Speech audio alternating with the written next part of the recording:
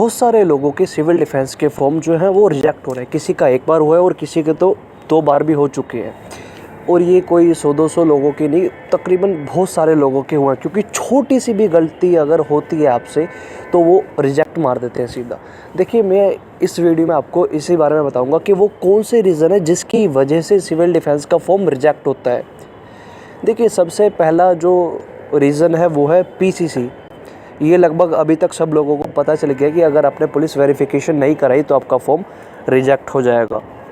उसका भी पता चलता है 1.5-2 महीने बाद कि आपका फॉर्म रिजेक्ट हो गया, आपको मैसेज मेल दोनों आता है। दूसरा कारण है सेल्फ डिक्लेरेशन फॉर्म। अगर आपने अपलोड नहीं किया तो भी आपका फॉर्म 100% कैंसिल हो जाएगा सिविल डिफेंस का। सेल्फ डिक्लेरेशन क्या होता है और ये कहाँ अपलोड करना होता है? जहाँ पे हम डॉक्यूमेंट अपलोड करते हैं उन्हीं के नीचे 2 ऑप्शनल के ऑप्शन आती है, वहीं पे हमें सेल्फ डिक्लेरेशन का फॉर्म भरना पड़ता है। और ये फॉर्म कैसे हम अपलोड करते हैं, कैसे भरते हैं, इसको लेकर भी यूट्यूब पे काफ़ी सारी वीडियो है, आप वहाँ पे देख सकते हैं। तीसरा कारण है सबसे बड़ा, जो भी डिटेल आपकी आधार कार्ड में हो वो ही डिटेल अपने सिविल डिफेंस के फॉर्म में भरें। आपका नाम, आपके फादर का नाम, आपकी डेट ऑफ बर्थ, अगर कुछ भी मिसमैच हुआ आधार कार्ड से और आपकी सिविल डिफेंस के फॉर्म में तो भी आपका फॉर्म रिजेक्ट। चौथा कारण है जो हम डॉक्यूमेंट अपलोड करते हैं। देखिए, वो 100 KB से नीचे होने चाहिए, वरना होंगे ही नहीं। जब हम 100 KB से नीचे के डॉक्यूमेंट अपलोड करते हैं तो कहीं ना कहीं हमें फ़ोटो को रीसाइज करना पड़ता है और उसकी जो फ़ोटो क्वालिटी होती है वो कहीं ना कहीं थोड़ी सी नीचे हो जाती है, मतलब लो हो जाती है, थोड़ी सी ब्लर टाइप फ़ोटो हो जाती है। तो कई बार क्या होता है कि इतनी ज़्यादा कोई डॉक्यूमेंट ब्लर हो जाता है कि वो पढ़ने लायक रहता ही नहीं है। तो अगर कोई ऐसा डॉक्यूमेंट जिसकी क्वालिटी बहुत ही ख़राब हो, जो पढ़ने लायक ना हो, उसे कभी भी अपलोड मत करना, वरना आपका फॉर्म रिजेक्ट हो जाएगा। बिकॉज वो आपका डॉक्यूमेंट पढ़ने लायक रहेगा ही नहीं, चाहे वो आधार कार्ड हो, चाहे वो बैंक की पासबुक हो, या आपका एजुकेशनल डॉक्यूमेंट हो, कोई भी डॉक्यूमेंट हो तो उसे क्वालिटी जो है थोड़ा सा देख लेना। एंड 5वां जो है, आपकी जो पासबुक होती है उस पर वहाँ पे लिखा भी होता है जब हम अपलोड करते हैं कि पासबुक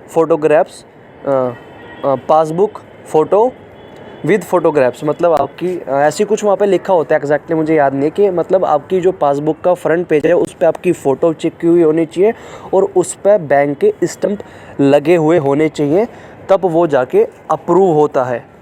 तो ये कुछ मैंने आपको 4-5 कारण बताए जिसकी वजह से जो है सिविल डिफेंस का फॉर्म रिजेक्ट होता है, और हो भी रहे हैं कई सारे लोगों के।